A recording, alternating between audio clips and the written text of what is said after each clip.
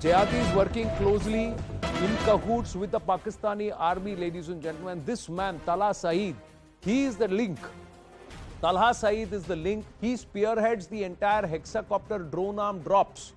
Now, it's not that the Pak army is not involved, but they need plausible deniability. So the terror camps are at one place, he actively visits the Lashkar base camps in Pakistan, very close to the IB, and the launch pads also, coordinated terror launch pads, and also Pak army base ops.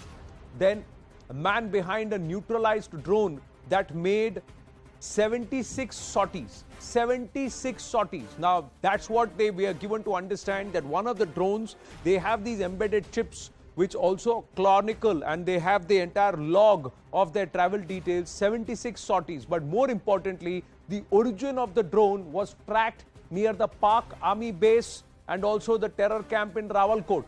So in that area is where the origin of the drone was tracked. So now what happens is, Mr. Vaid and Group Captain Vinod, please come in on this. The Pak army is there helping with the drone flight. One thing I wanted to make it clear for you and the viewers and our panel members as well. For the drone to continuously being controlled from across the border in the terrain that we are talking about, it is impossible, Anand. For simple reason, there is no line of sight. Let's take Banihal, for example. Right. West of Banihal, the terrain rises and there is a deep fall. Yeah. And that is where Pakistan is. So from there, you cannot control the drone, which means, again, because of the locations you covered later, a wealth of information. It is on autonomous mode. And it is taped, which means it has to land. Like I said previously, the motors have to stop. Someone has to cut the tape, put the battery in again, press another button, or again take over the drone and fly it back. This is the guy we need to catch. And you know, a few words about drone. In the hand, a knife in the hands of a doctor saves lives. In the hands of a chef feeds us, and in the hands of a murderer kills us. Correct. The knife still remains knife. Yeah. The drone is a similar, equipment. They are using it for all wrong purposes, and like our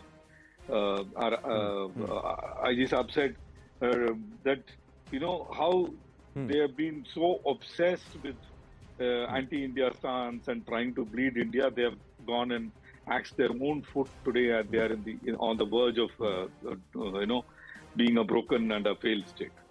But fact still remains, we are paying the price since Zia-ul Haq's the 1,000 strategy.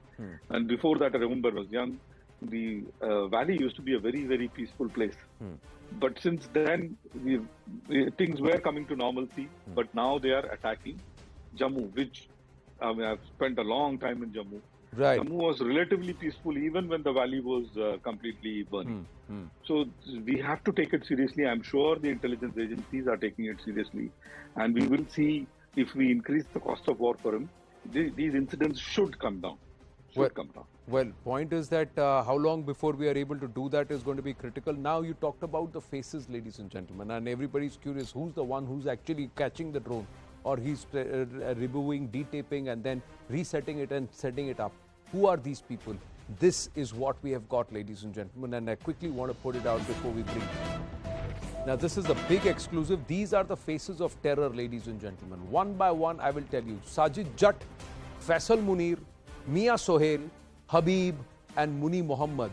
These are the people who have been identified and who have been nabbed as those who have been operating here. This man, Sajid Jatt, rejuvenated the Lashkar in South Kashmir and also was involved in the creation of TRF, an offshoot of the Lashkar, or a puppet front face of the Lashkar, but giving it a local touch by calling themselves the Resistance Front. He was also the launch commander who organized the deliveries. He assumed names are Albert, Hamza, Raymond Green, Albert Green. These are the names that he has assumed. He infiltrated into Jammu and Kashmir back in 2005, so he's been around for about 17 years. He's involved in terror attacks in Jammu and Kashmir, and he's also married a Kashmiri woman as camouflage to try and ensure that he's seen and portrayed himself as a local. So these are the details we have about Sajid Jatt. Faisal Munir, he's the second one.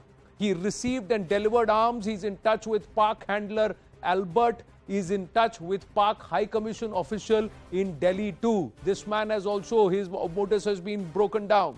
Mia Sohail received and delivered arms, 6 to 7 different consignments he himself has received and facilitated. He is actually been radicalized, recruited, roped in by Faisal Munir. So Faisal Munir also works as a recruiter. Habib received and delivered arms, 14 to 16 consignments. He himself, as one individual, has done it. Radicalized for jihad by Mia Sohail, in direct touch with Faisal Munir. So Faisal Munir becomes the one who's the recruiter, facilitator, get one, and then ask the other person to rope another. Muni Mohammed received and delivered around 6 consignments, radicalized by Mia Sohail. He died of natural causes on the 18th of August.